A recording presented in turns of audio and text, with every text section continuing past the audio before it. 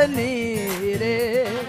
தாயினும் மேலாக அன்பு வைத்து நீர் எனக்காக ஜீவன் தந்தீரே. தாயின் கருவில் உருவாகும் முன்னே பேர் சொல்லி அழைத்தவர் நீரே. தாயினும் மேலாக அன்பு வைத்து நீர் எனக்காக ஜீவன் தந்தி.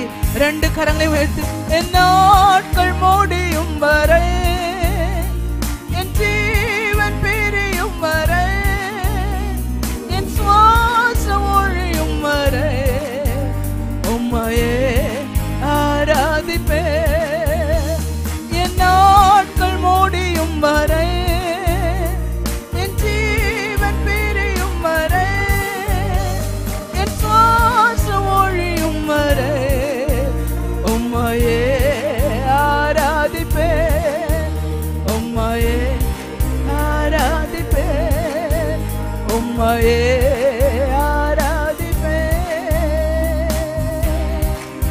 வெளிப்படுத்தின விசேஷம் 21:4-5 கூட வாசிங்க. அவர்களுடைய கண்ணீர் யாவையும் தேவன் துடைப்பார்.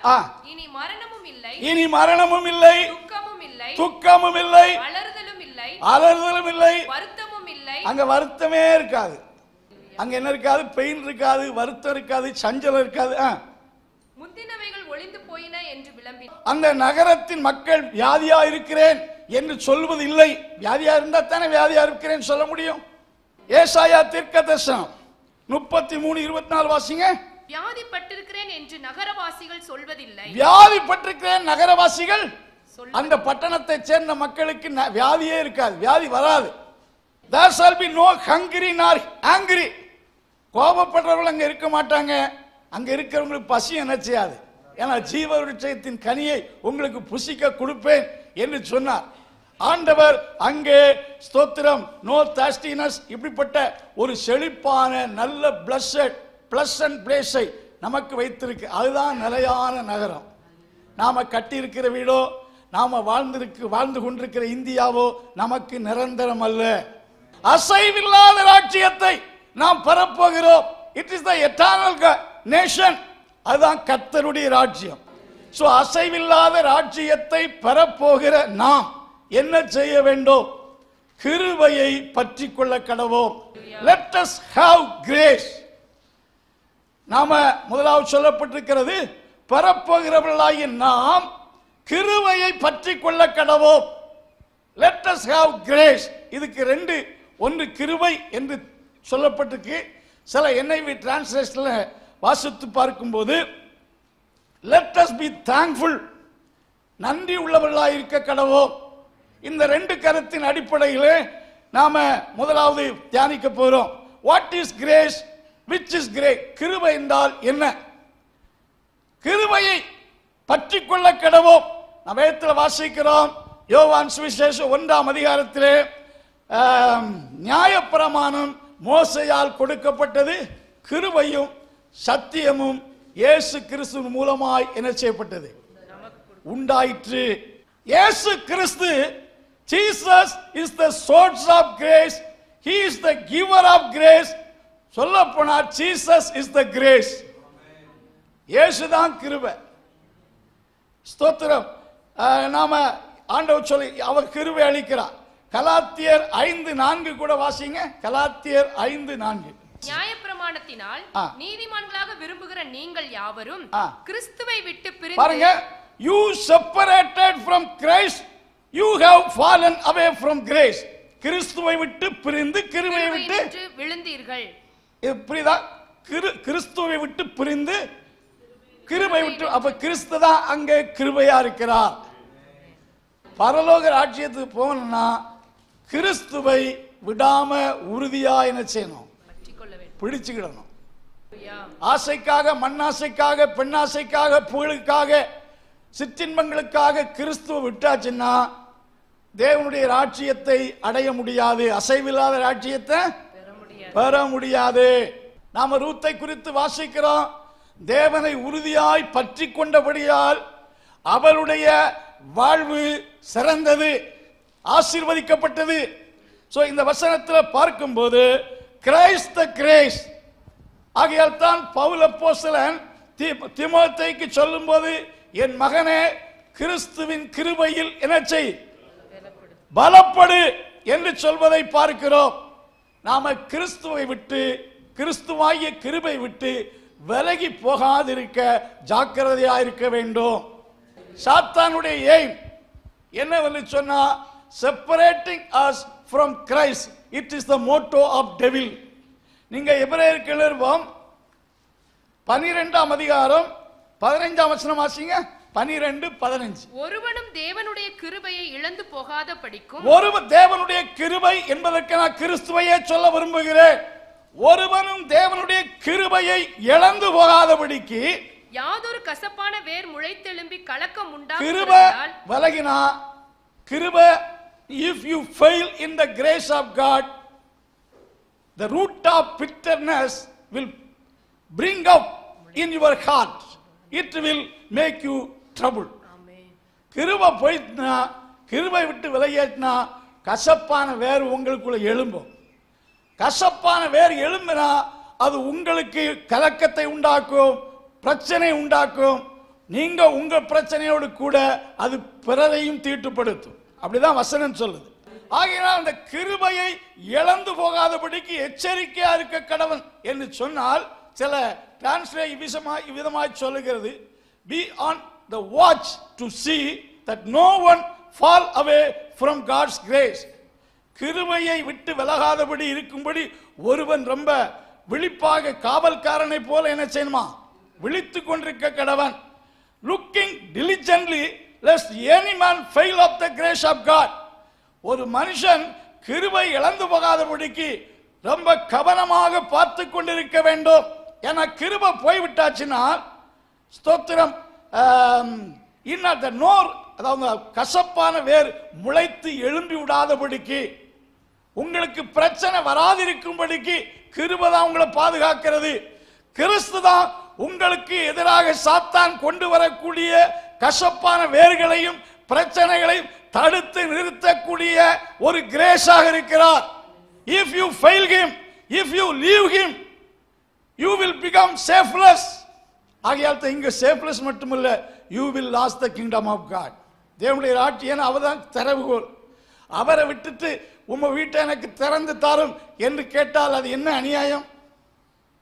அவரை விட்டு விட்டால் அவருடைய வீட்டுக்குள்ள நாம எப்படி போக முடியும்? ஆகையால் தான் அவரை உறுதியாக என்ன செய்யணும் சொல்லுங்க, பற்றி கொள்ள வேண்டும். If you fail in the grace of God, அல்லது if you leave Christ, bitterness will spring up within you and it will make you trouble and ஸ்தோத்திர, அதனால் அநேக தீட்டுப்படுவார்கள் என்று சொல்லப்பட்டது. நான் ஒரு சாவன ஒரு ஊழியர் இடத்தில் அறிவேன். அவர் நல்ல விசுவாசியாக இருந்தார், நல்ல உற்சாகமாக இருந்தார். அவர் ஒரு ஆசை இச்சைகளுக்கு இடம் கொடுத்து கிறிஸ்துவை விட்டு விட்டார். ஒரு பெண்ணின் மேல் உள்ள ஆசையினாலே கிறிஸ்துவை விட்டு விட்டார். கடைசியாக அந்த பெண்ணை திருமணம் செய்தார். திருமணம் செய்து ஆண்டவருக்கு குடும்பமாக வந்திருந்திருக்கலாம். எப்படி அப்படியே பேக் சைலட் ஆகிவிட்டார். சில ஆண்டுகள் ஓடினது. 2 குழந்தைகள் பிறந்திருந்தார்கள். திடீரென்று அவருக்கு ஒரு பேரலைஸ்டு டிசீஸ் ஏற்பட்டது. ஸ்தோத்திர, அந்த வியாதி வந்தபோது யாரை நேசித்து விரும்பி திருமணம் செய்தாரோ அந்த மனைவியை அவரை வெறுக்க ஆரம்பித்தார். ஏன்னா பேரலைஸ், உயிர் போனால் உடனே போய் இது அப்படியே வீட்டில் அவர் வேலைக்கு போக முடியாது. இந்த லேடி தான் வேலைக்கு போக வேண்டிய 8 பெண் குழந்தைகள். ஸ்தோத்திரம். அப்பொழுது நான் கேள்விப்பட்டு ஜெபிக்க சென்றேன். கர்த்தருக்கு மகிமை உண்டாவதாக. அருமையான கர்த்தருடைய பிள்ளைகளே, எனக்கு வேதனையா இருந்துச்சு. ஒரு சின்ன குடிசை வீட்டில் இருந்தா. ஸ்தோத்திரம். அப்பொழுது மனைவி அவரை ரொம்ப உதாசீனம் பண்ணினது. ஸோ அவருடைய வாழ்க்கையில் எவ்வளவு நன்றாக இருந்திருக்க வேண்டியவர், ஆண்டவர் நல்ல உற்சாகமாக இருந்தவர். ஸோ அந்த கிறிஸ்துவை விட்டு பிரிந்து கிருபை விட்டு விழுந்து விட்டார். விழுந்தபடினாலே அன்னெசரியான ஆபத்துக்கள் அவருக்கு வந்தது. விரும்பி நேசித்த மனைவி அவரை வெறுக்க ஆரம்பித்தார். கடைசியில் அதே நிலையில் அவர் மரித்து போனார். ஸோ கிருபையை நாம் இழந்து போவோம் என்றால் இந்த வாழ்க்கையில் பாதுகாப்பை இழக்கிறோம். அதே வேளையிலே அசைவில்லாத ராஜ்யத்தை நாம் என்ன செய்ய முடியாது, பெற முடியாது. ஆகையால் தான் Pavul, be strong in the grace that is in Christ. கிறிஸ்துவின் கிருபையில் எப்படி பலப்படு. இரண்டாவது NIV டிரான்ஸ்லேஷன் சொன்ன வார்த்தையின்படி let us be thankful. கிருபையை பற்றி கொள்ள கடவோம் என்பது கிறிஸ்து என்ற கிருபையை சொல்லுகிறேன். இரண்டாவது ஸ்தோத்திரம். இந்த கிருபை என்ற வார்த்தைக்கு சில டிரான்ஸ்லேஷன்ல thankfulness, let us have thankfulness, நன்றி உடையவர்களாக இருக்க வேண்டும். கடைசி காலத்தில் நிறைய மக்கள் நன்றி இல்லாதவர்களாக இருப்பார்கள் என்று ஏற்கனவே எழுதப்பட்டிருக்கிறது. 2 தீமோத்தேயு 3ஆம் அதிகாரத்தில் இந்த last days many shall be unthankful. புருஷன் மனைவிக்கு குடும்பத்தில் என்றாலும் சரி, பிள்ளைகள் பெற்றோருக்கு ஸ்தோத்திரம். அப்படி நாம எல்லாவற்றிலும் எல்லாம் ஃபர்ஸ்ட் ஆண்டவருக்கு நன்றி உள்ளவர்களாக இருக்கணும், அப்பா அம்மாவுக்கு நன்றி உள்ளவர்களாக இருக்கணும், ஸ்தோத்திரம்.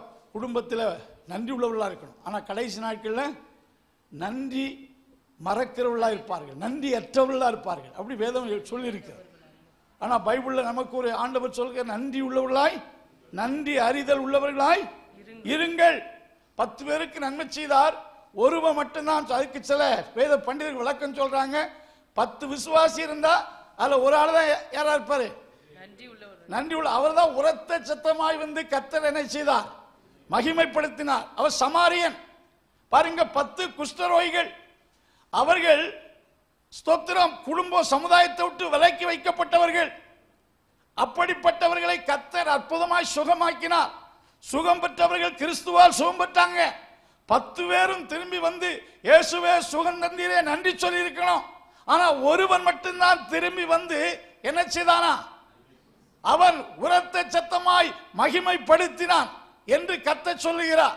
இந்த வசனத்தை வைத்து சில சொல்றாங்க 10ல் 1 தான் தேர்ச்சி அடையும், 10ல் 1 தான் தேங்க்ஃபுல் பீப்புளா இருப்பார்கள் என்று சொல்லுகிறார்கள். அதுக்கு வேத ஆதாரம் இல்லாவிட்டாலும் இன்றைக்கு பார்க்கும்போது அதுதான் இருக்கிறது. நாம் ஆண்டவருக்கு நன்றி உள்ளவர்களாய் இருக்க வேண்டும். தாவீது குறித்து சொல்லும்போது he was a thankful man to God, so God had blessed him more and more. He made him a role model king to his follower. அவனுக்கு ஒரு பெரியோர்களுக்கு நாமத்தை கொடுத்தார். தாவீது என்ன சொல்லுகிறார்? நம்முடைய தாழ்விலே நம்மை நினைத்தவரை துதியுங்கள். அவ்வளவு துதிப்பாடல் பாட காரணம் என்ன? அவர் உயர்ந்த நிலையில் இருந்தாலும், ராஜாவாக உயர்த்தப்பட்ட நிலையில் இருந்தாலும், தன்னுடைய எளிமையில் கர்த்தர் அவரை பார்த்து தெரிந்து கொண்டதை ஒருபோது கர்த்தரை மறக்கவில்லை. ஆகையால் அவரே சொல்லுங்க, என் ஆத்துமாவே கர்த்தரை ஸ்தோத்திரி, என் முழு உள்ளமே கர்த்தரை ஸ்தோத்திரி, அவர் செய்த சகல உபகாரங்களை என்ன செய்யாத மறவாதே. கர்த்தர் எனக்கு செய்த நன்மைகளுக்கு அவருக்கு நான் எண்ணத்தை செலுத்துவேன் என்று சொல்லி ஆண்டவரை துதிக்கிறதில் he was a special man in praising God, in worshiping God. So God blessed him more and more. ஆண்டவர் ஆகையினாலே அவரை அதிகமாக என்ன செய்தாரா? ஆசீர்வதித்தார் என்று சொல்லப்பட்டிருக்கிறது. சோ இந்த கிறிஸ்துவை பற்றி கொண்டால், இந்த கிருபையை பற்றி கொண்டு தேங்க்ஃபுல் ஸ்பிரிட்டோடு இருக்கிறவங்க தான் தேவனுக்கு பிரியமாக என்ன செய்ய முடியும்? ஆராதனை செய்ய முடியும். நல்ல தகப்பனே, உம்முடைய பிள்ளைகள் மேல் ஒரு அபிஷேகத்தை இறங்க பண்ணும், ஒரு துதியின் ஆவி இறங்க பண்ணும், ஒரு ஆராதனை அபிஷேகம் இறங்க பண்ணும், நல்ல கிராட்டிட்யூட்னஸை உருவாக்கி கொடும். கிறிஸ்து எங்களுக்கு ஆசீர்வாதத்துக்கு திறவுகோலாக இருக்கிறீர். உம்மை விட்டு விடாதபடி, நன்றி அறிதலின் ஆவியை இழந்து போகாதபடிக்கு உடைய பிள்ளைகளை காத்துக்கொள்ளும். கிருபை உண்டாகட்டும், ஆசீர்வாதம் உண்டாகட்டும். இயேசுவின் நாமத்தில் ஜெபங்கள் நல்ல பிதாவே.